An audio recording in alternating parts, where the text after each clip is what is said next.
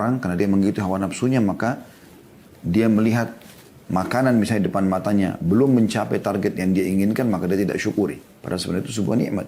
Ya, kita renungi dulu dalil-dalilnya, baru kita akan coba berikan beberapa contoh berhubungan dengan masalah ini. Misalnya yang pertama, teman-teman sekalian, Anda lihat surah Ibrahim, surah nomor 14 dalam Al-Quran. Ini ayat yang sangat masyhur ya. Ayat 7-nya, surah Ibrahim, surah nomor 14 ayat 7. A'udzu billahi minasyaitonir rajim. Wa idh ta'adzana rabbukum la in syakartum la azidannakum wa la in kafartum inna 'adzabi lasyadid. Ingatlah, maksudnya pelajarilah, ya. Katakanlah Tuhanmu memaklumkan atau menyampaikan, mengikrarkan, dan juga Allah menetapkan sebagai sebuah peraturan. Sesungguhnya jika kamu bersyukur pasti, ya, aku akan tambah, dan jika kamu mengingkari dalam kurung nikmatku, maka sungguhnya siksaku amat pedih. Anda bisa lihat di sini bagaimana Allah Subhanahu wa taala menekankan masalah itu, syukur. Dan kalimat syukur itu alhamdulillah sederhana sekali. Tidak mengambil energi, tidak mengambil banyak waktu. Dan perlu Anda aplikasikan syukur itu dalam realita, ya. Seperti misalnya selain lisan kita bersyukur, hati kita meyakini, kita juga realitakan itu. Maksudnya misalnya kita diberikan makanan, kita juga berbagi pada orang, ya. Kita coba berbagi, itu sebagai tambah penyempurnaan terhadap syukur tersebut. Makin Anda berbagi dengan orang lain, maka makin terbuka pintu-pintu rezeki itu. Itu bentuk aplikasi syukur, ya.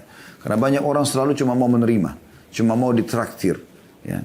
Cuma mau diberi, tapi tidak pernah mau memberi. Nah, ini berbeda, tidak memahami makna syukur yang sebenarnya. Juga Anda bisa lihat Allah SWT sebutkan dalam surah Al-Ankabut, surah nomor 29 ayat 17, ya. Surah nomor 29 ayat 17. Silakan Anda buka. Allah berfirman, A'udzubillahi minasyaitonir rajim. Innama ta'buduna min dunillahi awthanan wa takhluquna ifka. Innal ladzina ta'buduna min dunillahi la yamlikuna lakum rizqan fabtaghu 'indallahi rizqa wa'budu washkuru la ilaihi turja'un. Artinya sungguhnya apa yang kamu sembah selain Allah itu adalah berhala. Tidak ada manfaatnya. Kuburan, patung, jimat, pohon, apalah selain daripada Allah. Berhala, ya. Dan kalian buat-buat itu dengan dusta. Bohong. Oh, ini punya kekuatan, ini bisa memberikan rezeki, ini bisa menyembuhkan penyakit. Dusta besar. Ya. Allah mengatakan itu. Ya. Kalau itu semua ifka, kedustaan. Orang-orang Mekah begitu.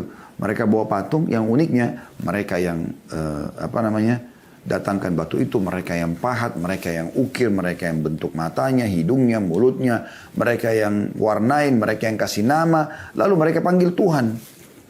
Ini kebodohan yang luar biasa, gitu kan? Berapa banyak orang juga begitu dalam sholat. Iyyaka na'budu wa iyyaka nasta'in. Hanya kepadamu kami menyembah, hanya kepadamu kami minta tolong. Habis salam, minta pada kuburan di sebelah masjidnya. Lalu mana komitmen tadi Anda katakan hanya kepadamu, hanya kepadamu? Imam Nawawi rahimahullah mengatakan, aku heran melihat orang-orang yang meminta-minta pada kuburan, padahal sebenarnya dalam kuburan itu orang seperti dia yang sudah jadi tulang belulang. Kalau kita yakin kuburan orang soleh itu bisa memberikan manfaat kepada kita, kenapa kita tidak yakin kepada pencipta dia, pencipta tanah dan batu nisan itu adalah Allah yang lebih mampu. Dan Allah Al-Hayyul Qayyum, zat yang maha hidup dan terus-menerus mengurus makhluknya. Itulah yang dilakukan oleh para sahabat Nabi Ridwanullahi alaihim. Sendal mereka putus, mereka angkat tangan ke langit mengatakan, Ya Allah, berikan aku rezeki. Minta kepada Allah. Apapun Allah menyuruh kita manja kepadanya. Minta. Makanan, minuman, apa saja. Dalam sebuah hadis qudsi riwayat Bukhari kan begitu. Ya. Kata Allah SWT, wahai anak Adam. Ya. Kalian semua lapar kecuali aku berikan makanan. Mintalah makanan padaku. Kalian semua haus kecuali aku berikan minuman. Maka mintalah minuman kepadaku. Kalian semua tidak menggunakan pakaian. Kecuali aku berikan. Mintalah kepadaku. Allah SWT suruh minta kepadanya. Minta. Allah selalu suruh kita minta, manja kepadanya. Kenapa nggak mau? Ya. Tapi banyak orang menipu dirinya sendiri. Bahkan saya pernah ketemu dengan seorang ikhwah. Waktu awal-awal dia hijrah, dia memberikan kepada saya sebuah benda gitu. Benda ini seperti kaca gitu. Tiba-tiba dicelupin di air, lalu kemudian dia bilang, Ustaz coba minum airnya, saya minum. Terus kemudian ditekan tangan saya dari belakang katanya. Saya coba praktekin. Ya. Habis itu dia bilang, lebih ringan kan Ustaz? Saya bilang, akhi, ini kebohongan. pastikan antum ini membeli barang ini dari orang-orang yang tidak benar. Dari dukun dan seterusnya. Mereka menjual ini. Dia bilang, ya Ustaz, saya beli ini 5 juta. Ya, ini kebohongan. Dibohongi, menipu orang. Allah tidak pernah seperti itu.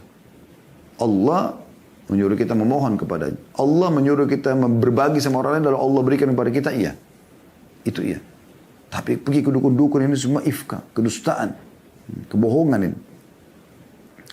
Dan Allah mengatakan, saya ulangi, sungguhnya apa yang kamu sembah selain Allah itu adalah berhala. Dan kamu berbuat dusta dengan itu.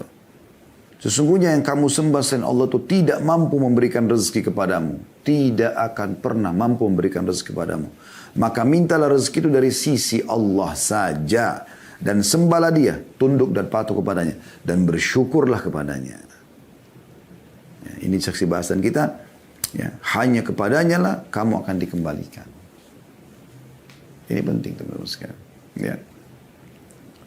Kemudian juga bagaimana Allah sebutkan dalam surah Saba. Surah nomor 34 dalam Al-Quran. Tentang negeri Saba. Ya. Itu di ayat 15-nya. Di ayat 15. Allah subhanahu wa ta'ala berfirman. Laqad kana li saba'in fi maskanihim ayah. Jannatani an yamini wa shimal. Kulu min rizki rabbikum washkuru lah. Baldatun tayyibatun wa rabbun ghafur. Sesungguhnya pada kaum Saba, orang-orang yang tinggal di negeri Yaman di zaman dulu, ada tanda-tanda kekuasaan Tuhan di tempat kediaman mereka, yaitu 2 buah kebun di sebelah kanan dan sebelah kiri mereka. Lalu dikatakan kepada mereka, makanlah olehmu dari rezeki yang dianugerahkan Tuhanmu dan bersyukurlah kepadanya. Nikmati, syukur. Negerimu, kalau kau bersyukur kepada Allah, ya, akan menjadi negeri yang baik, makmur, subur, dan Tuhanmu juga maha pengampun. Artinya kalau ada kesalahan pun Allah masih maafkan. Ya.